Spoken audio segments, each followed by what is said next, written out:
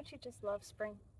Do you ever just go wander off into the woods and think, why can't I just stay here and live in a house made out of moss and flowers and be friends with the birds and the squirrels and the possums and the little armadillos and have a pet bat and a murder of crows that does my bidding? Of course, I always have to remind myself, don't be ridiculous, Emily. Armadillos carry leprosy. Not to mention, I don't think a house like that would withstand hurricane season.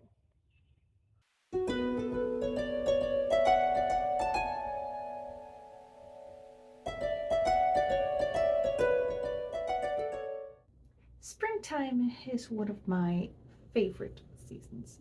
Um, I love winter as much as the next person, but I get really severe winter blues.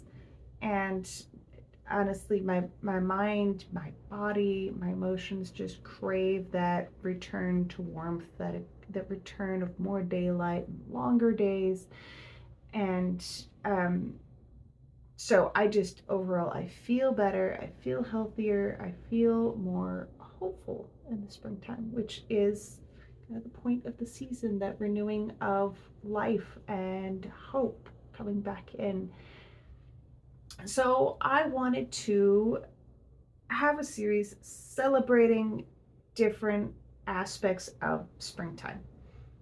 Now, in Texas, I recognize that this is a bit late. In Texas, we have been in full spring season for a couple of months now. We are actually reaching digits in the 90s already, so it's feeling more like summer. But I recognize that the further you go north in latitude and longitude, the y'all are only just kind of entering that spring season, really. And some of you are still getting snow, which sounds awful. You have my condolences.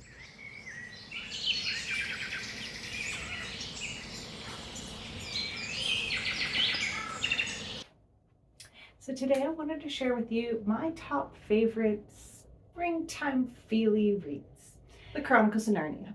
This is actually my all-time favorite book series. And I know we tend to think of this as a winter read because of the White Witch's spell over Narnia of an eternal winter. But you also get that transition from winter into spring as Aslan returns, as hope is coming back, and the White Witch is defeated, and you move on into summer.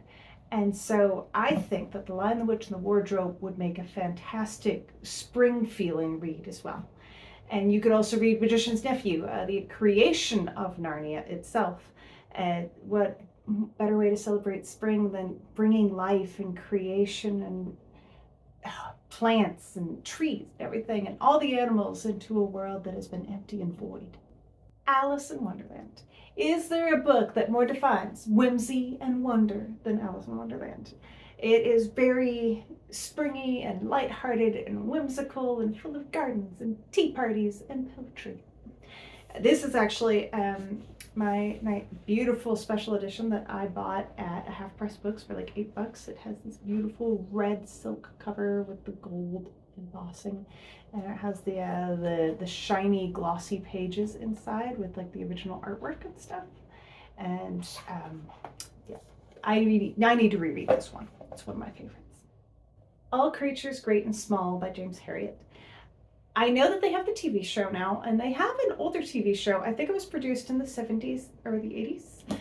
But if you have never actually read James Herriot's autobiographies, they are so full of wonder and life and love and beauty in a way that the TV shows just can't capture.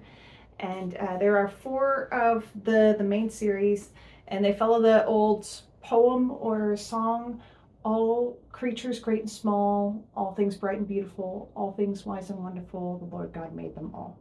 And they do get darker in tone with each volume, as you know, it follows his life leading up to World War II and then after World War II, as he and his friends are growing old together.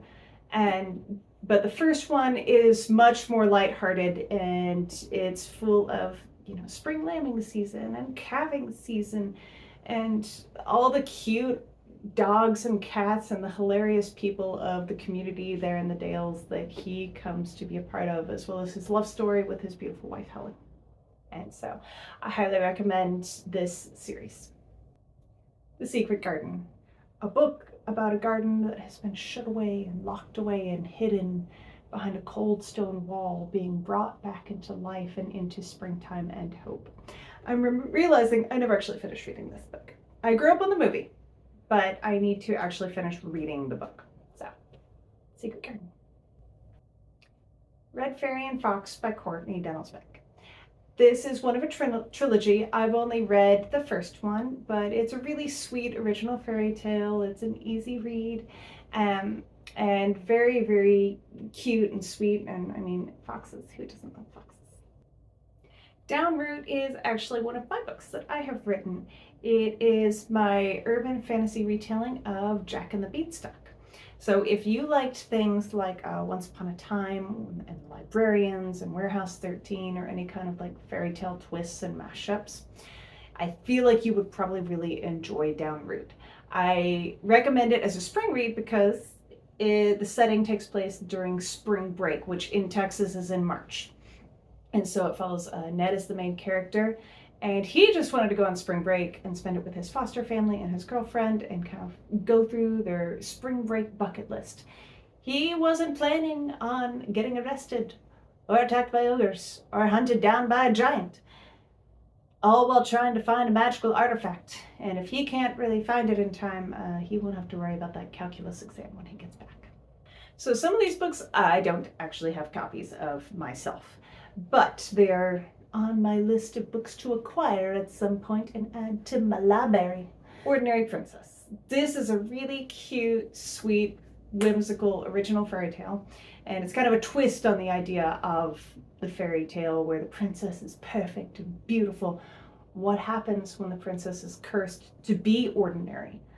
And how does the royal family react? How does the kingdom react to this ordinary princess all of a sudden? And it's a really, really cute, sweet story, fun ending, and it's very, very cute. Evergreen Academy, or the Society of Magical Botanists by Heather Schneider. I discovered this series and I absolutely fell in love with it. I've only read the first two books, Evergreen Academy, Evergreen Conservatory. I've been saving Evergreen Legacy for when school is out for the summer and I can use it as a treat for myself. But it's full of plant vibes. Obviously, it's a school for magical botanists that they're going to, but very sweet, cozy, very full of like, I want to be out in nature vibes. And then you have two of my favorites by Robin McKinley, Beauty and Spindle's End. Beauty is a retelling of Beauty and the Beast, and it is one of my favorite retellings of Beauty and the Beast, now that I've read a whole bunch. But it's really, really beautiful, and it has a lot of layers to the story. So each time you read it, you kind of get something more out of it.